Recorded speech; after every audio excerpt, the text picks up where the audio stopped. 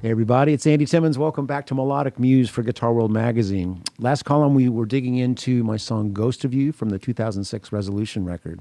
And we're going to now address the heavy chorus. We're going to hit the bridge pickup, turn on some distortion, a little extra distortion, and get the groove going. And then also we're going to address the second verse where there's some nice theme and variation.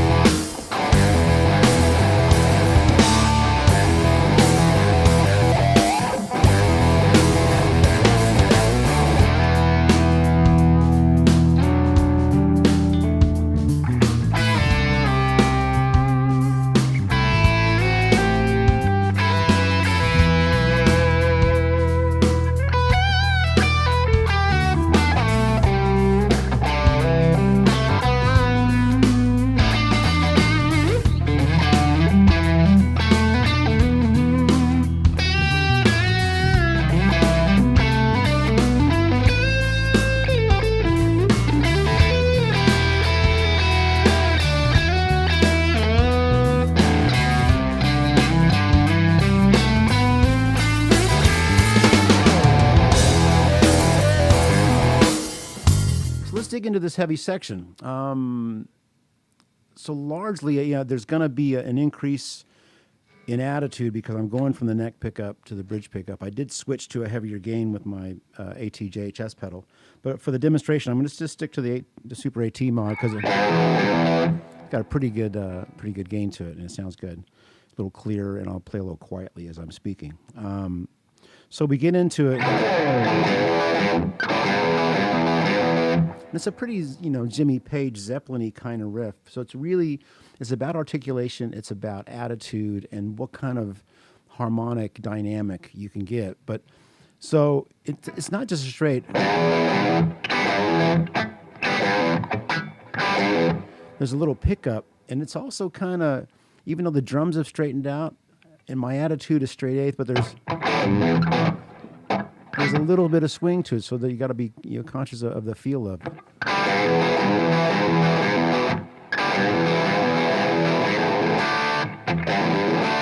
Little hammer-on pull-off to that opening.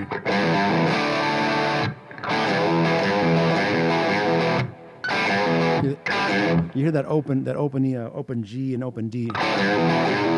It's more for noise and rhythm. It doesn't always have to be a specific note. Sometimes it's just noise, but that's part of the energy.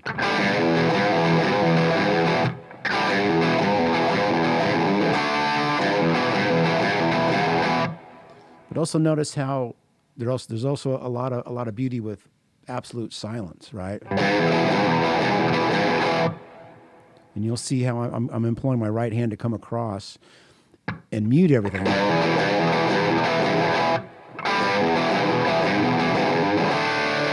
Open D power chord, one of the greatest sounding things on the electric guitar with distortion. And I'm just hitting open D, A note on the G string, D note on the B string.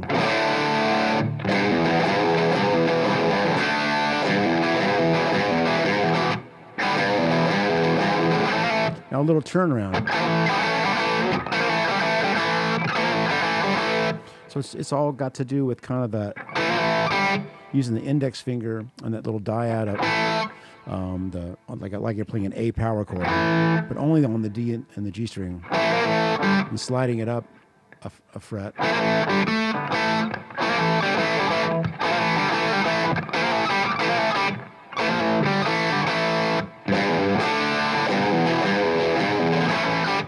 I do a little pickup to get into.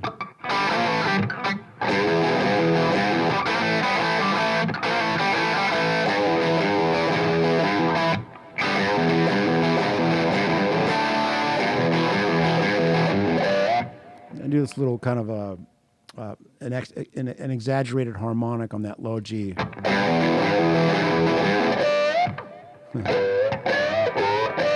Again, finding that spot in the string. Bring out your inner Billy Gibbons.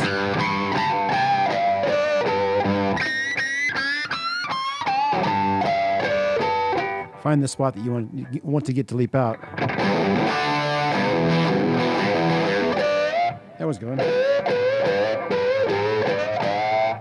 I generally don't visually go for it. I guess over years I've just got a kind of an instinct of where I'm going to get something interesting.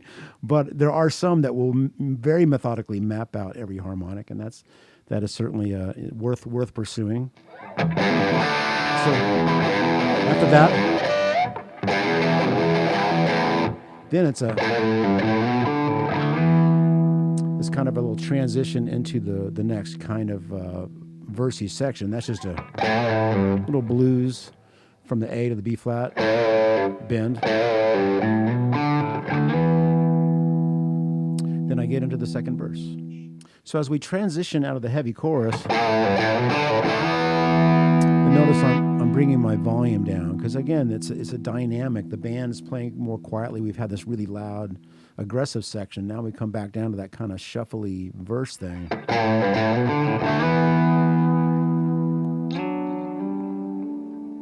And without re-articulating, I slide into that E power chord, and then without re-articulating, I slide. The index finger on the A string goes up a whole step to that F sharp, and then the pinky goes from that B all the way up to D.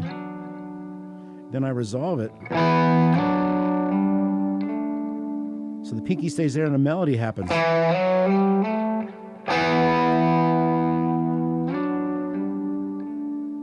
And with the echo just right, it just has this nice little haunting kind of vibe to it. And then a little double stop fifth. So that next chord is a C. So I go from an E5, note E and B, sliding down a whole step to the D, then down to the A. And that melody there, I get from playing that A5, the A and the E. And I'm hybrid picking that, so I'm using my pick and then my ring finger for the B string. But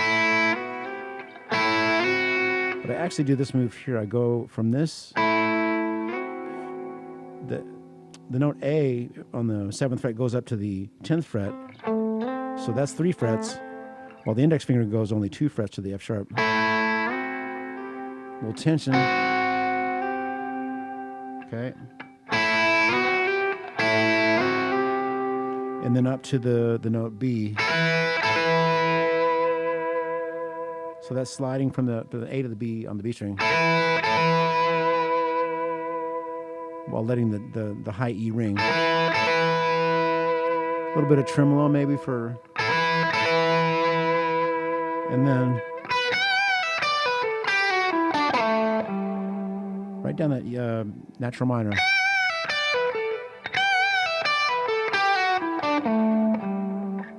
Avoiding the 6th though.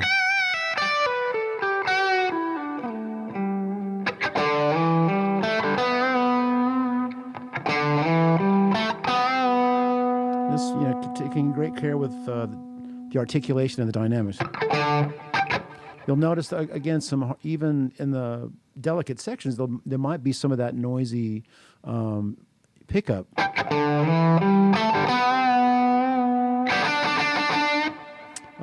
So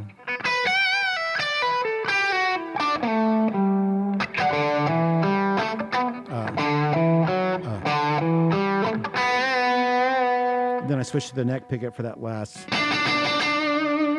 little attitude on that D note. And then we're back into another slightly modified version of the theme.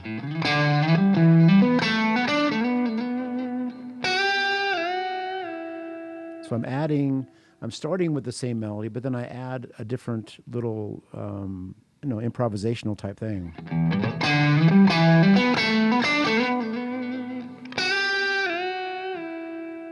And that particular tone I'm achieving I'm on the B string, but I didn't use my pick. I'm getting underneath it with my middle finger, bending from the F sharp to G. In only one articulation, so everything else is done with the sliding and the bending to re-articulate the notes, right? So.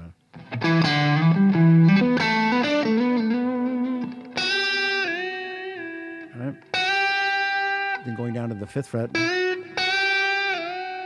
and bending from that E to F sharp and then releasing it. It's a lot of great practice to come from exploring those.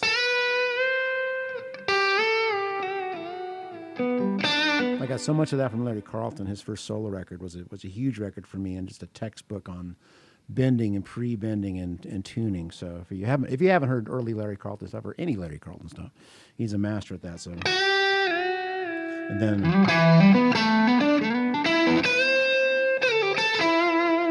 right, another permutation of.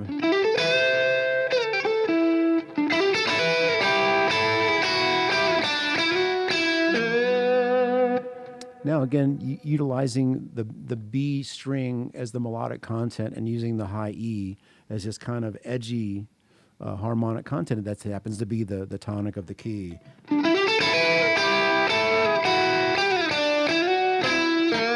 The last note is actually the open B, and I'm pulling off and dipping into it with the tremolo.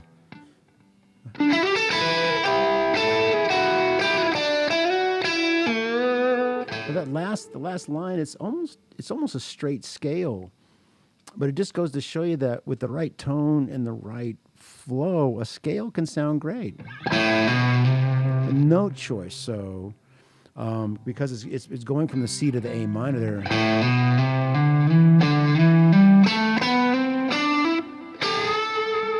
And there another unison bend, getting that energy into the chorus, right?